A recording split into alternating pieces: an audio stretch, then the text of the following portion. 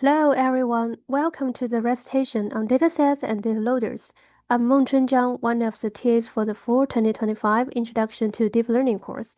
Today we'll focus on dataloaders. We'll introduce the PyTorch DataLoader class, explain what's happening under the hood, and show how to initialize DataLoader object. We'll talk about additional loading strategies in the next video. Let's start by asking, where does the DataLoader actually fit into our model training process? Okay, whether you are working with a small dataset or a massive one, how you load and prepare your data can have a big impact on both training speed and overall model performance. So once we have our raw data, we may want to batch it for faster training and better memory usage. You could write code to manually slice your data, but PyTorch handles that automatically with the data loader. It's a tool that helps you efficiently iterate through your dataset during training. But before diving into the DataLoader itself, let's quickly walk through the steps that come before it, basically the same order we follow when writing the code. You typically start with your data, and you split into train validation and test sets. To access the data, we define a dataset. This knows how to get one item from the data and how long the dataset is. Then we wrap it with the DataLoader, which decides how to load it, like how many samples at once, the batch size, whether to shuffle, and whether to use multiprocessing, etc. We like to summarize it in this way. Dataset defines what to load, and DataLoader defines how to load. So in the last session, we talked about how to define a custom dataset to work with a DataLoader. To do this, your dataset class needs to implement three key functions. The init function, the constructor. This is where you store your input data, like row arrays or file passes, and do some basic preprocessing. The learn function returns the total number of samples. The data loader uses this to know how many times to iterate. The get item fetches a single sample by index. This is a function actually called by the data loader during the training. Here is a simplified code template for reference.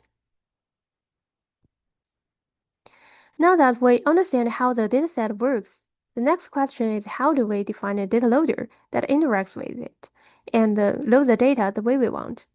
To set up a data loader, there are a few main parameters you need to define. Dataset, batch size, shuffle, and non-workers. We'll explain these basic and commonly used settings in this video. And in the next video, we'll cover more advanced options like collate function, customized batch sampler, and so on. Now, let's use a simple example to walk through this. We start by creating a small training set, 5 PyTorch tensors, each with 2 features and a corresponding label tensor. We also create a test set, but in practice, especially in assignments, test labels are not given because your model is supposed to predict them. That's the point of evaluation. Next, we define a simple dataset class. It takes in the training features and labels X and Y, returns the total length, and provides one feature label pair when given an index. You can also define a separate test dataset with just X and Y. Now, both our train and test sets are wrapped as dataset objects, ready to be used with the data loader. Since our main focus is the data loader, let's look at how we define one. First, we specify the dataset and batch size. Then we set a seed for generating random numbers so that the shuffling is reproducible. That means even though the data is shuffled, if we run the code again, we'll still get the same shuffled order. Here, we choose whether to shuffle the training data. Shuffling helps prevent the model from memorizing patterns only based on data order. As a general rule, we won't shuffle the test set. I'll let you explore why. We also define non-workers, which controls how many background processes to use for data loading. I'll describe this more later. As seen above, once the loader is defined, we can iterate over it. Each flow pass through the data is called an epoch. In each epoch, the data loader goes through the entire dataset, visiting each example just once. A batch is just a group of training examples. In our example, we are using a batch size of 2, meaning 2 training examples per batch. So batch size controls how many examples are passed through the model in one forward and backward pass. The larger the batch, the more memory is required, but fewer iterations are needed to complete an epoch. The number of iterations per epoch is the number of passes that you will have. For example, with 100 training examples and batch size 20, it would take 5 iterations to complete one epoch. But here, we are assuming that each iterations have the same number of training examples. Sometimes the total number of samples isn't divisible by the batch size.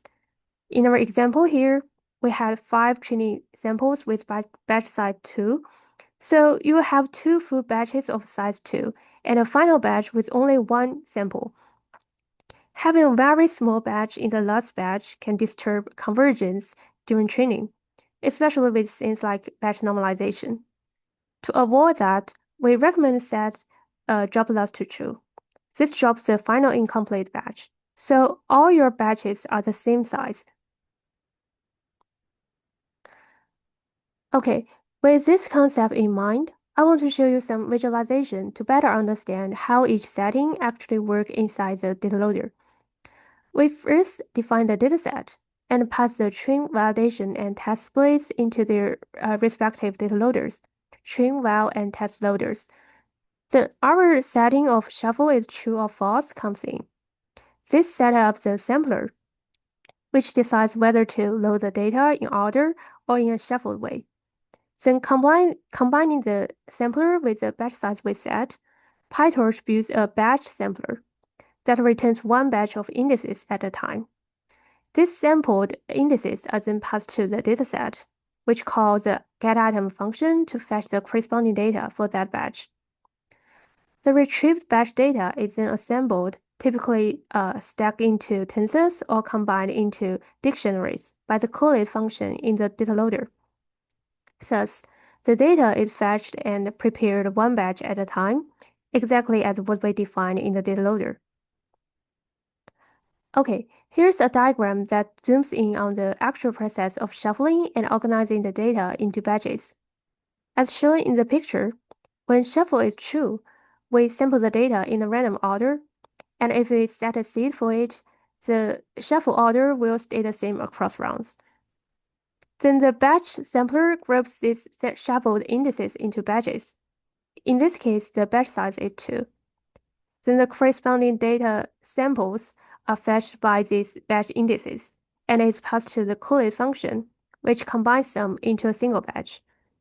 As we said before, if the total number of samples isn't divisible by the batch size, the last batch will be smaller. In this case, we often set drop loss to true to discard the final incomplete batch. This helps keep training more stable. Lastly, to speed up the data retrieval process, let's talk about non-workers. This setting controls how many worker processes are used to load data in parallel.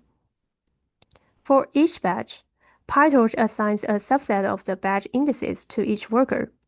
These workers call the getItem method in parallel to fetch the assigned samples, either from memory or disk, and place them into a shared queue. This queue acts as a staging area for that batch, and PyTorch takes care of the distributing indices so that workers don't interfere with each other. It handles all the messy coordination under the hood.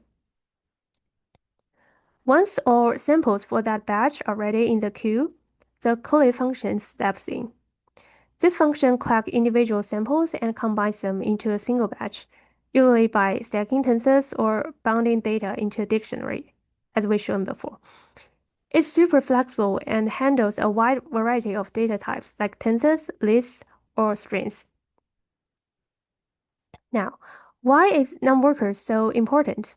Well, it helps speed up the training pipeline. If you set non-workers to 0, the main process does all the data loading, which can cause delays during training, especially if you are using a GPU. Your model ends up waiting for the next batch to arrive. But with multiple workers, the next batch can be loaded in the background while the current one is being trained. So the GPU stays busy. This parallelism is especially useful for large datasets. But for very small datasets, one worker or even zero may be enough, since loading is already fast. Okay, that's all for today's recitation. I encourage you to check out the notebook. It walks through these ideas in more detail. See you in the next video, where we'll dive in deeper into advanced loading strategies. Okay, let's move on to an example to recap what we've learned. Once we have the data, as we mentioned in the last video, we usually want to batch it for more efficient memory usage and faster training.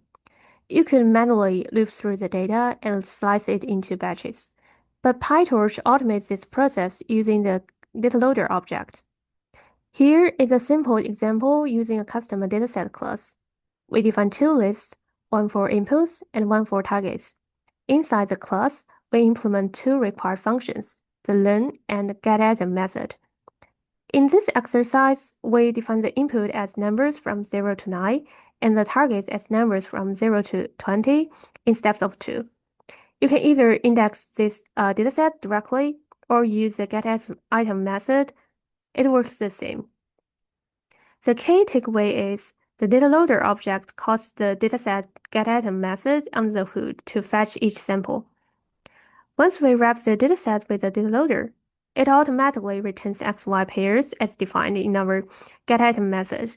As you can see from the output, each input maps to its double value in the target list.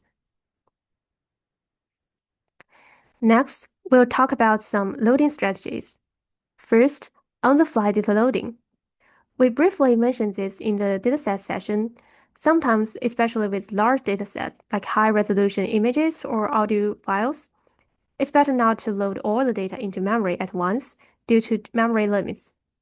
Instead, we load only what we need when we need it. See, we move the data loading logic into the getItem function instead of in it. This means that data is only loaded into memory when it's actually being used in a specific batch. The rest of the data that's not in the current batch does not occupy memory.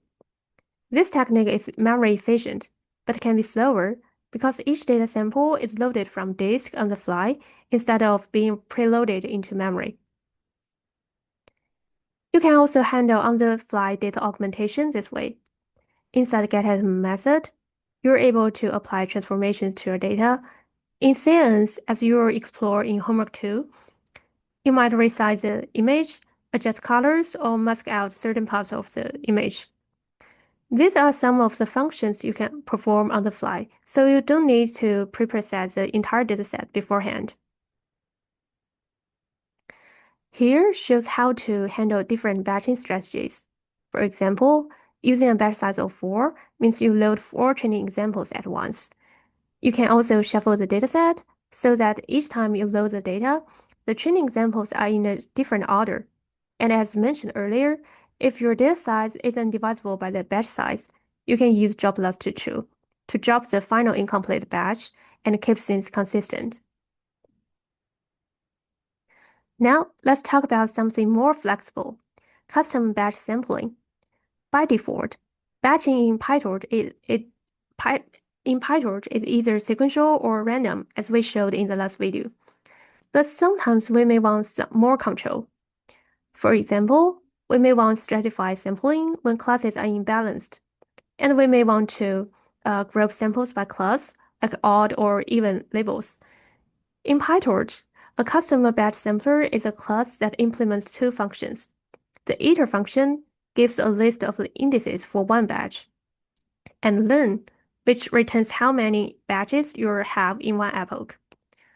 We briefly touch on the default batch sampler, which is created by combining the shuffle flag and the batch size in the last video. Here, a custom batch sampler can help make training more fair and avoid bias, especially if your data is not uniformly distributed across classes. To demonstrate this, we create a custom dataset of numbers classified as odd or even. Each number has a label, 1 for odd and 0 for even. Then we implement a custom batch sampler that first groups the indices by class, and then creates balanced batches by sampling evenly from both odd and even groups. So inside the init of our sampler, we define the batch size, labels, class indices, and the number of batches. Then in iter, we sample indices from each class and combine them to form one batch. And the learn method ensures we can determine the numbers of batches per epoch.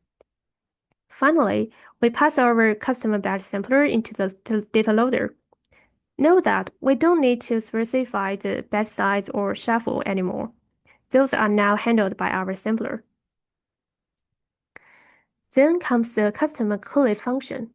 The collate function lets you control how an entire batch is assembled. The picture here shows how it works by default. We set the batch size to 4 in the loader. This triggers 4 calls to the dataset getItem method, retrieved 4 separate items based on the indices sampled. Then all 4 items are passed into the collate function, which assembles them into a single batch, as shown here. The X values are grouped into one tensor, and the corresponding Y values into another. Okay, compared to the customer process in the dataset init or getItem function, which only handles individual data points, sometimes you may want to control how the entire batch is processed. So that's where a collate function comes in. The collate function focuses on process the whole batch. This is especially useful if you want to apply transformations to the entire batch instead of individual samples, or if you want to take advantage of multiprocessing data loading techniques. Let's see an example. We again use the same inputs and targets as before. We define custom collate function that calculates the mean and standard deviation of the batch, normalizing the inputs by subtracting the mean and dividing by the standard deviation, and leave the target labels unchanged. We then pass the custom collate function to the data loader. So now, the inputs are normalized within each batch as they are being collated. This is exactly you need to do in your homework when working with MFCC datasets. In practice, collate functions are also used for more advanced tasks like padding sequences to equal lengths or dynamically normalizing based on batch statistics. This is the power of collate function. It gives you full control over how each batch is performed. It's a great way to customize preprocessing without modifying your data itself. Now, finally, let's talk about two key parameters for faster training: non-workers and pin memory. First, non-workers controls how many subprocesses are used to load data. By default, PyTorch uses the main process to load data, which can become a bottleneck, especially when your dataset grows larger or your preprocessing becomes more complex. Using non-workers lets you enable multiprocess data loading. For example, if you set non-workers to 0, all loading happens in the main process. If you set it to 2 subprocesses will load data in parallel. Setting it to 4 or higher may further improve efficiency, but going too high can cause like memory errors or crashes, especially on shared systems. So we usually start small and gradually increase the value until we hit a limit or warning. Then comes pin memory. This is especially useful when training on the GPU.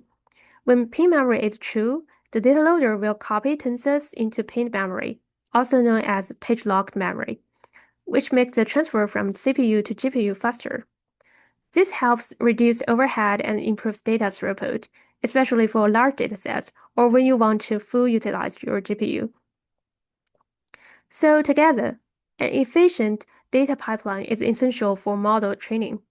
By customizing the batch sampler, leveraging the collate function, and enabling multiprocess data loading, you can significantly improve training efficiency and handle even the most challenging data effectively. Thank you all for listening.